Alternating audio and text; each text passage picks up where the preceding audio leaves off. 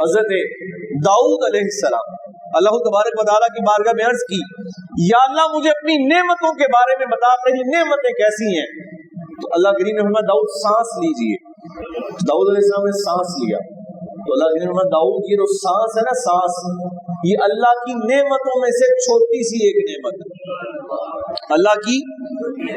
تو یار جس رب کی چھوٹی سی نعمت کا نام سانس ہے تو اس رب کی بڑی بڑی نعمتوں کا نام کیا ہوگا؟ اس رب کی عنایتوں کا، اس رب کی قدرتوں کا نام کیا ہوگا؟ آپ یقین جانیے ہمارا وہی مسئلہ، اب آپ غور کیجیے، ہم سانس لے رہے ہیں، کب سے لے رہے ہیں؟ جب سے دنیا میں جس دن بند ہوئی تو اس دن معاملہ ختم ہے نا۔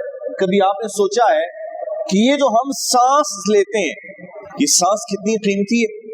اگر آپ کو اندازہ نہیں تو اندازہ کیجیے اس شخص کے بارے میں جس کو ایک رات وینٹیلیٹر پہ گزارنی پڑے، ایک رات وہ ہاسپٹل جاتا ہے، وینٹیلیٹر پہ رات گزرتی ہے، صبح جب گھر والے جاتے ہیں اس کو ڈسچارج کرواتے ہیں تو وہ کہتے ہیں جی ایک رات کا 40 30 35 ہزار کا بل بن گیا ہے۔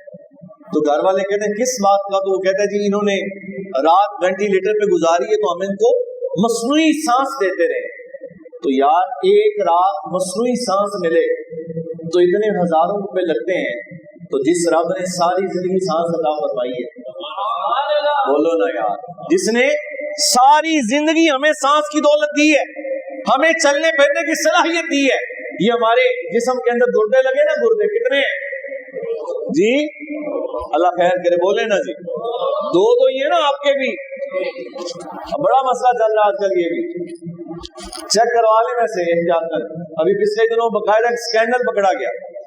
اب غور کریں کہ ہم کیسی قوم ہیں۔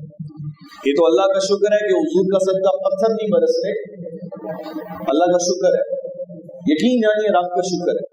وہ ایک گروہ پکڑا گیا، وہ لوگوں کو کسی بھی بہانے سے ہاسپٹل لے جا کے تو ان کا گردہ نکال لیتے ہیں، اور اس نے پتہ نہیں کتنوں کا انکشاف کیا کہ میں نے اتنے نکالے ہیں۔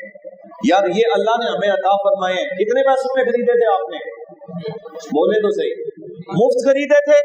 تو اگر کسی کو خریدنے پڑ جائیں تو کتنے پیسے لگتے ہیں؟ اتنے پیسے لگنے کے بعد بھی ڈاکٹر کہتا ہے کہ وہ پکی بات نہیں ہے، اگر ہوا تو چل پڑے گا، نہیں تو ضروری نہیں کہ چل ہی پڑے۔ تو جس نے ہمیں مفت عطا فرمائے ہم نے کبھی اس کا بھی شکر ادا کیے؟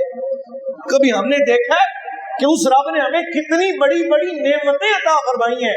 لیکن ہم شاید یہی سوچتے ہیں کہ جس دن محلے میں سب سے اونچا گھر ہمارا بن گیا اور گیراج میں لیٹسٹ ماڈل گاڑی کھڑی ہوگی اس دن اللہ کی نعمت ہوگی۔ نہیں بھائی، اگر اللہ صبح آسانی سے اٹھا دیتا ہے تو یہ بھی اللہ کی نعمت ہے، اللہ کی۔